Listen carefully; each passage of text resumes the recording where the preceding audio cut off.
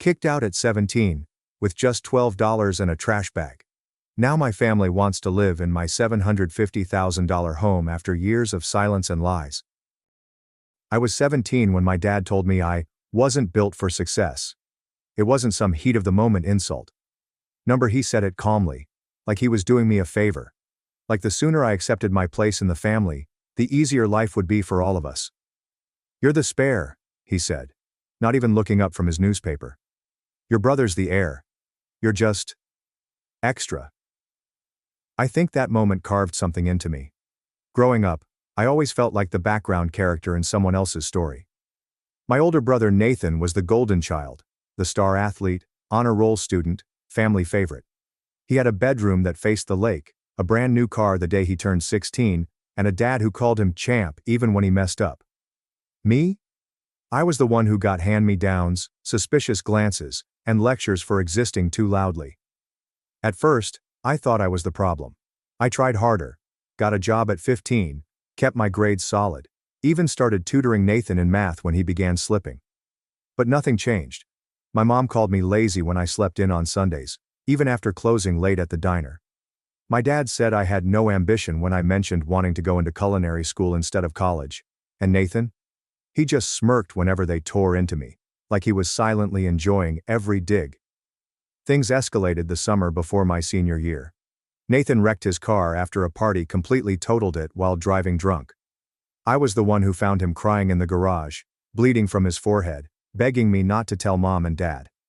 I didn't. I took the blame.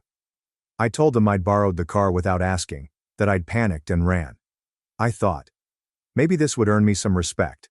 Maybe they'd see I was capable of loyalty, of protecting the family. Instead, they kicked me out. My dad didn't even yell. He just pointed to the door and said, "Pack your things. You've embarrassed this family enough." That night I slept in a bus shelter 2 blocks away. The next morning, I walked back to grab my school backpack from the porch, only to find a trash bag with my clothes inside and a note that read, "You're on your own now. Learn something from this." No one checked on me. Not once. My mom told people at church that I'd chosen the streets because I was rebellious. Nathan went on vacation to Florida 2 weeks later, posting beach selfies like nothing had happened. I kept myself alive working double shifts at a convenience store, sleeping in the stockroom on cardboard when the manager wasn't looking. But you know what the worst part was? The silence. No birthdays, no Christmas cards, no, "How are you?" It was like I never existed. For 3 years.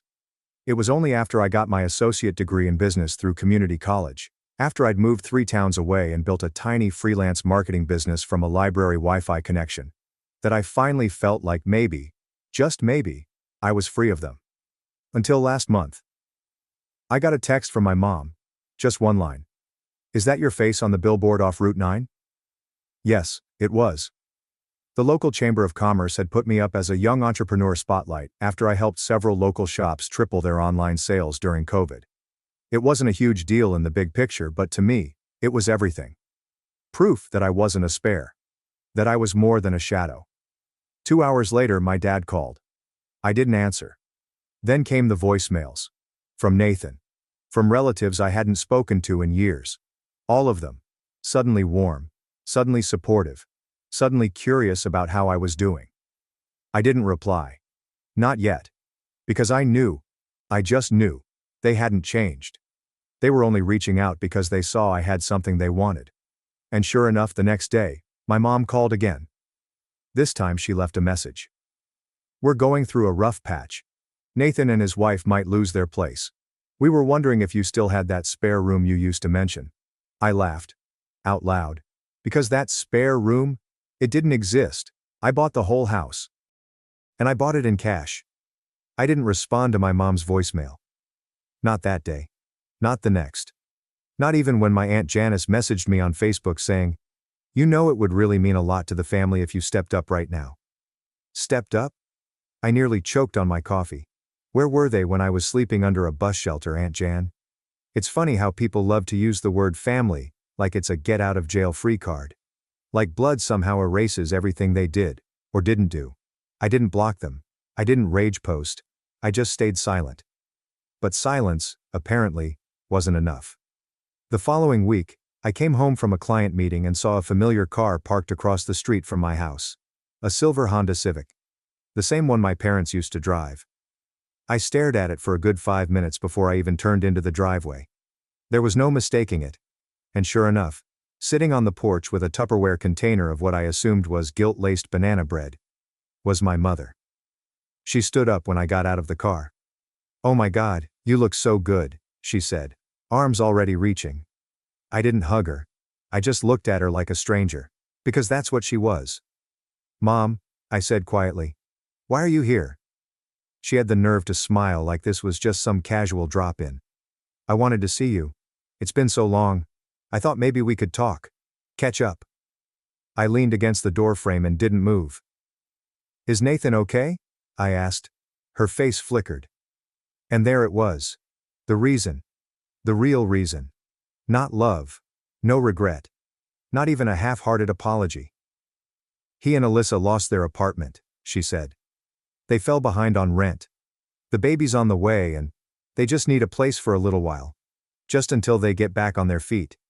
Your father thought maybe we could all stay here, just for a few months." I almost laughed. "You kicked me out with a trash bag and a note," I said slowly. "I begged you to listen to me, and you told me to learn something from it. And now you want me to give up my peace, my home, for the son you threw me away for?" She blinked. Like I'd slapped her. "It was complicated back then. We were just doing what we thought was right." "No," I cut in. "You were doing what was easiest. You believed whatever Nathan said because it made your life simpler. It didn't matter if it ruined mine." There was silence. For the first time, I saw something close to shame in her eyes. Then, defensiveness. "Well, we didn't know how things would turn out. You've clearly done well for yourself. So maybe it wasn't such a bad thing after all." That's right there. They abandoned me, and now they wanted credit for it? "You're not coming inside," I said firmly. "And you can tell Dad and Nathan and everyone else that this house doesn't have a spare room." She opened her mouth, probably to beg or guilt-trip me. But I was already turning the doorknob. That's when she said it. "You're being selfish." I paused. I turned back around, looked her in the eye and smiled. "No, Mom. I'm just done being useful to people who only remember I exist when they need something." Then I closed the door. She didn't knock again. That night I lay awake thinking about everything. The weight of what happened. The fact that they were bold enough to show up here, to ask for help, to act like we were still family after what they did. For a moment, I felt guilt creeping in. That old, familiar ache of what if I'm the bad one now. But I remembered the look on my mom's face that day at the principal's office, when Nathan lied about me hitting him. I remembered how she cried for him, how she never once looked at me with belief or love or even curiosity. Just disappointment. I remembered being dragged from my school, shoved out of my own home. I remembered the silence. I owed them nothing. Still, I wasn't done yet, because part of me wanted, not revenge exactly, but accountability. So I drafted a message. Not to them, to my extended family. The cousins, aunts, uncles, people who had heard their version of events for years. People who thought I was troubled, rebellious, angry. I told them everything. I told them about the car crash, the fake confession, the trash bag on the porch, the years of silence, the Tupperware visit. I even attached a screenshot of the text Nathan had sent me years ago, the one where he bragged about how easy it was to get rid of me. I hit send. And for once, I didn't feel afraid. The message took about an hour to ripple through the family group chat. I had muted it years ago, but suddenly my phone wouldn't stop buzzing. "Aunt Marie. Is this real? I never knew this happened to you. Uncle Leo. Your parents said you ran away. That you were doing drugs. Cousin Denise. I always wondered why you disappeared. I'm so sorry. That text from Nathan is disgusting." Message after message poured in. Sympathy, shock, guilt. A few were awkward and unsure, the kind of apologetic attempts that felt more about their discomfort than my pain. But I didn't mind. I hadn't written it for pity. I'd written it for the truth. Then came the last name I expected to show up in my inbox. Alyssa. Nathan's wife. "I'm so sorry. I had no idea. He told me you were unstable and violent, that your grandmother took you in after you assaulted your mom. I feel sick. I stared at her message for a while, unsure of how to respond. She messaged again. I left him last night. My breath caught. Apparently she had read the email out loud to Nathan. He laughed at first, then got defensive, then angry. Then he grabbed her phone, tried to delete it, and shouted at her for being naive.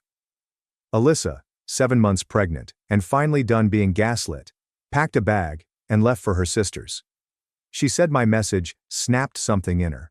She saw the pattern now, and knew their baby deserved better. I didn't gloat. I just told her, you did the right thing. That should have been the end of it. But Nathan never did like being exposed. 3 days later, I was leaving my favorite coffee shop, just walking toward my car, when I heard someone call my name.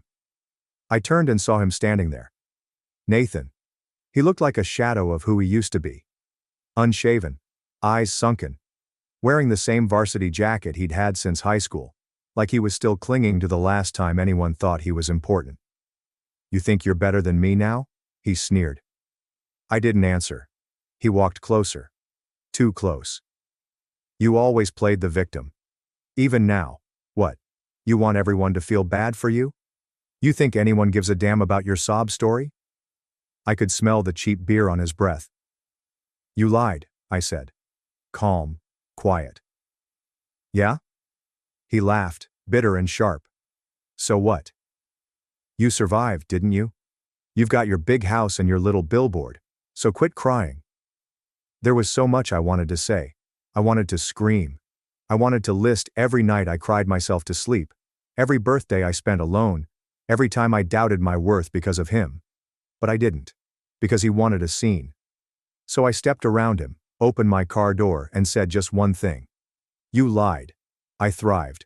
And now you have to live with that. I left him standing in the parking lot. That night, I had dinner with my grandmother. She was the only one who never needed proof. I told her everything, about the email, the messages, even the run-in with Nathan. She listened, her hands folded neatly in her lap, only nodding occasionally. After I finished, she reached across the table and held my hand. You did good, she said. That was all I needed. A week later, I got a certified letter from my parents' lawyer. Apparently, they were considering defamation proceedings over my email to the family. I laughed. Loudly. My own lawyer. Yes. I finally hired one for myself. Told me to relax. Their claims were baseless. Empty threats. The attached evidence alone, especially Nathan's own written admission, would bury them. I never heard back from their lawyer. They went quiet again. I guess when you stop being useful, you disappear. That's when I decided to do something I hadn't done in years. I framed the note they left on my trash bag that night. You're on your own now. Learn something from this. It hangs in my office now, right next to my Chamber of Commerce award. Some people frame their diplomas. I framed a warning, and turned it into a promise. Spare. That's what he called me. Just a spare. A ghost in the family photo. A seat left empty at dinners. A name barely said aloud unless it followed the phrase, "What's wrong with her?" But do you want to know the cruelest part of being a spare? Spare parts get recycled. And that's exactly what they tried to do. Recycle me. It began again with a knock. Not a voicemail, not a message. Not another car on the street. A knock on my door, just after dusk. I almost didn't answer it. But something in me needed to. When I opened it, I didn't see my father. I saw a man shrinking inside his own body. Gone was the gruff voice. Gone is the superiority. He stood there in a threadbare sweater, holding an envelope. Not a letter. A stack of papers. I'm signing over the house to you, he said, not even looking at me. Your grandmother said, you'd earned it more than any of us ever did. My grandmother. That was the moment I knew something was wrong. She's sick, he added, finally meeting my eyes. No preamble. No manipulation. Just a fact. Cancer. Stage 4. We sat in silence on my porch. The same porch where my mother once begged for a spare room. She didn't want to tell you, he muttered. Said it would distract you from your work. Said she was proud. Proud. That word hit harder than anything else he could have said. I stared out at the garden she helped me build last spring. Lavender, rosemary and marigolds. She called it her living prayer. I could still see the faded gloves hanging over the fence where she forgot them last week. I swallowed my anger. Because this wasn't about them anymore. This was about her. She passed 3 weeks later. At home. My home. The one they once said I didn't deserve. I held her hand as her breaths grew shallower. She wasn't afraid. She just said, "Promise me you'll plant something new every spring. That's how you start over." And then she left me. But not before giving me the final gift. A truth I never expected. I found it in a small wooden box under her bed, sealed with a letter. Her handwriting. Slanted. Neat. Unmistakable. To the granddaughter they never saw. Inside was a stack of old journal entries. Yellowing paper. Notes dated from when I was 9, 11, 14, ages I had long tried to forget. She had written everything. My birthdays were ignored. The bruises. The lies. The way Nathan staged every accusation. The way my mother called me a mistake when she thought no one was listening. Proof. She had documented it all. And at the bottom of the box? A deed transfer for her house. Already notarized. Already signed. She had made me the sole heir. I didn't cry. Not because I wasn't devastated, but because her final act wasn't about sadness. It was justice. She had rewritten our legacy. The funeral was small. I kept it that way on purpose. No open invitation. No family circus. Just a list of names I knew would stand still during silence and not try to rewrite history. But of course, they came anyway. Nathan. My mother.